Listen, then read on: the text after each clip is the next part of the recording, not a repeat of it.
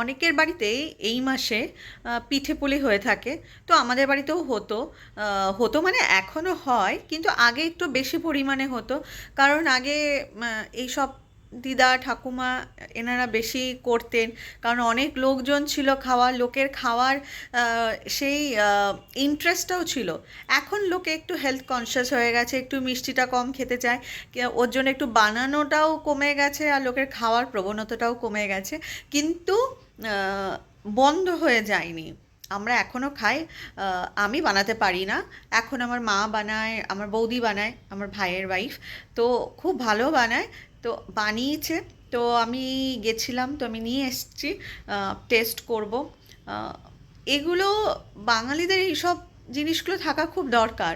মানে এইসব পুজো পার্বণে এই যে নানা রকম ভাবে সেলিব্রেট করা হয়, এগুলো একটু মজা। এই লোকজন নিয়ে খাওয়া দাওয়া, একটু পৌষ মাসে পিঠে পুলি বানানো, এগুলো থাকাটা খুবই দরকার, তাই না? এই যে আমি নিয়ে এসেছি এতগুলো, অনেক আছে। বাট আমি এখন ভাবছি চারটে নিই, চারটে নিয়ে আগে গরম করে দেখি খেয়ে। আর এই যে গরম করে নেব আমি একটু, তাই ভাবলাম একটু আপনাদের সাথেও শেয়ার করি।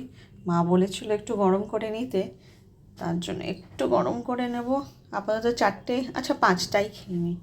দেখে তো লোভ সামলানো খুবই ডিফিকাল্ট, বাট আপাতত পাঁচটা খেয়ে দেখি, তারপরে আবার যদি ইচ্ছে করে তো এগুলো তো আছেই, তখন এগুলোও খাওয়া যাবে। তাহলে এটা আগে ঢুকিয়ে দিই মাইক্রো ওভেনে।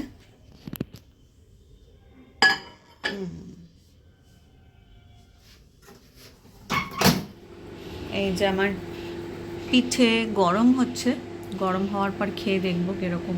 আর আমি গুড়ও নিয়ে এসেছি, মানে দিয়ে দিয়েছে মা এই যে গুড়, তো এটাকেও খাবো। এই যে আমি এখানে গুড় নিয়ে নিয়েছি, এটাকে ঝোলা গুড় বলে।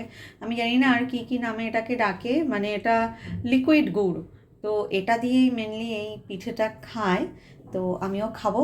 চলুন, আমার পিঠে রেডি হয়ে গেছে। গরমা গরম পিঠে আমার রেডি, বের করে নিই। দেখেই একদম পেট ভরে গেল।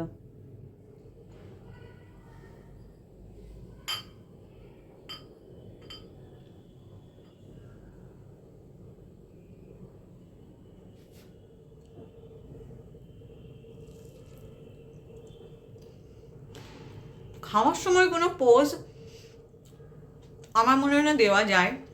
যারা দিতে পারে তারা ধন্য। বাট খাওয়ার সময় খাওয়াটাকে এনজয় করতে হয়।